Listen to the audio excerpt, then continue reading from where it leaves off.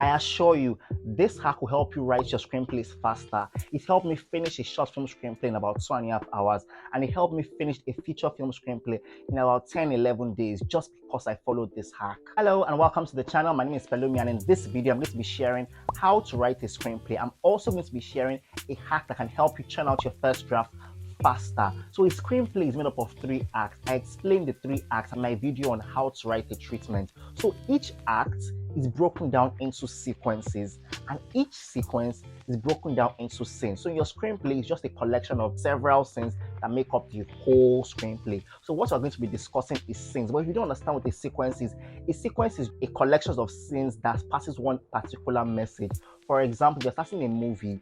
An opening sequence are all those scenes that introduces the world of the character before they put the title card, as that's the title of the movie. In Little Miss Sunshine, we had an opening sequence where they showed us each member of the family one by one, and when they showed the last member of the family, they showed a big text that showed Little Miss Sunshine. Let's move on to scenes. So scenes are made up of your scene heading, your action, your character name, and your dialogue. Let me share my screen where I show a practical example on how to write a scene, and after that, I'll be sharing the hack that you can use to write your screenplay faster. For the purpose of this video, I've written a sample scene just to guide you and make you understand what a scene looks like. Like I said, a screenplay is a collection of multiple scenes. What you know how to write a scene, you can go on and write the second scene, third scene, 60th scene, 100th scene, till you're done writing the screenplay. So let's get started. The first thing you have to note is that all scenes must start with a scene heading. Interior coffee shop day.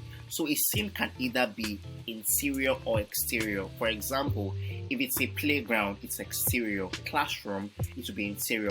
If it's an open market, a farmer's market, it will be exterior. So just understand where your scene is happening. So INT is the short form for interior, and EXT is the short form for exterior. If it's on the road, it's an exterior scene. If it's inside a building, it's an interior scene. So this example is happening in an interior scene. That's why I have INT. It can be EXT, school playground, nights.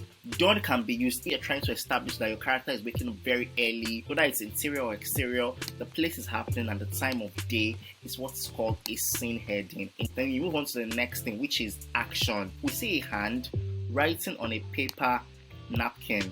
The cup of coffee is full untouched. A drop of water falls on the napkin, ruining the words written.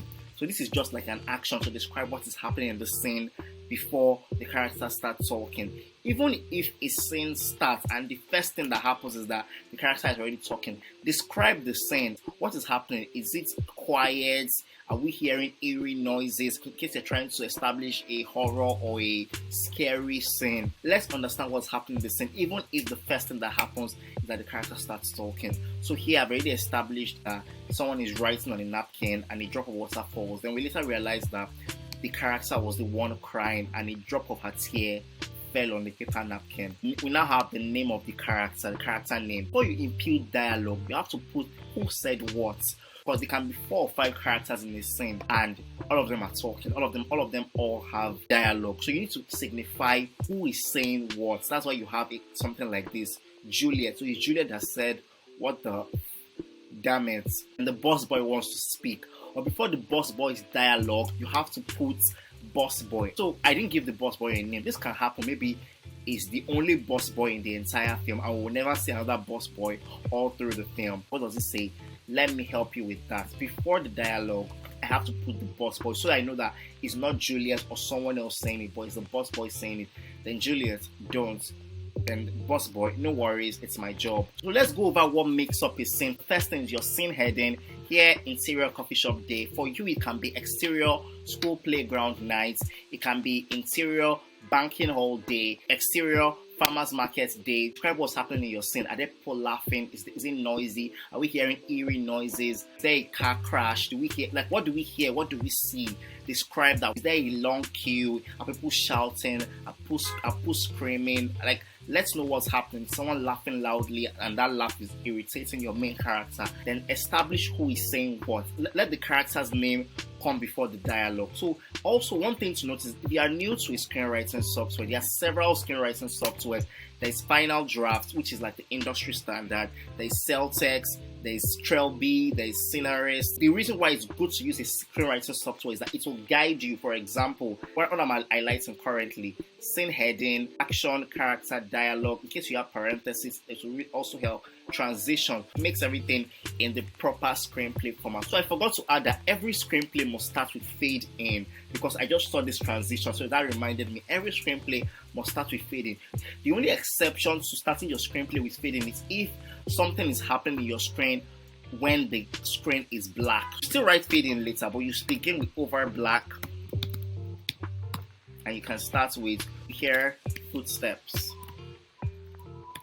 That's not so creative, but just to show, every screenplay starts with fading. The only exception is if it's over black. Maybe something is happening when the screen is still black, and it must be something really important just to create curiosity. That's when you use over black, but most time you start with fade in. I really hope this has been helpful in teaching you how to write a screenplay. Remember to use a screenwriting software.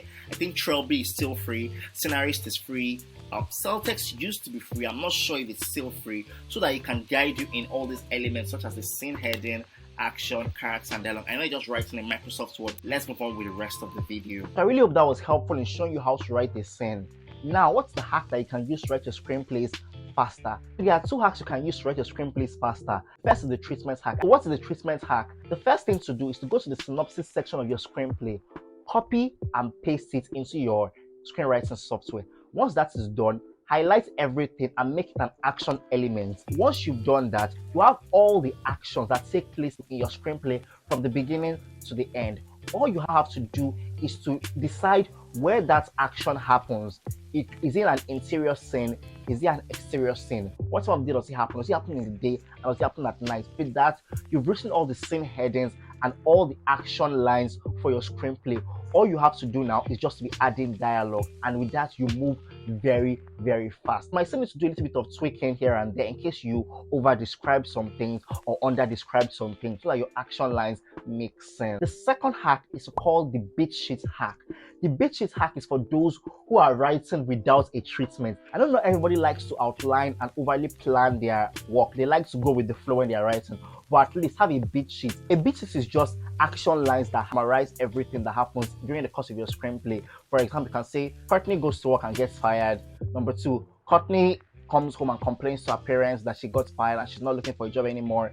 Number 3, Courtney gets a brilliant idea to start this and that. Number 4, Courtney's competitor threatens to sue. Just like summarizing it in very, very short action lines. That is a beat sheet. So after you've written all those action lines, copy and paste into your screenwriting software and make everything an action element. Obviously, you've under-described some things because it's just a beat sheet. So you might need to explain things a little bit more and use the same system. Put scene headings for them. Trust me, once your scene headings and your actions are locked, your dialogues can come to you easily. This is a much easier and a much faster way to write your screenplay. If you don't know how to write a beat sheet, if you don't know how to write a flashback scene, if you don't know how to write a montage, if you don't know how to write a montage sequence, please subscribe to my channel and turn on post notification.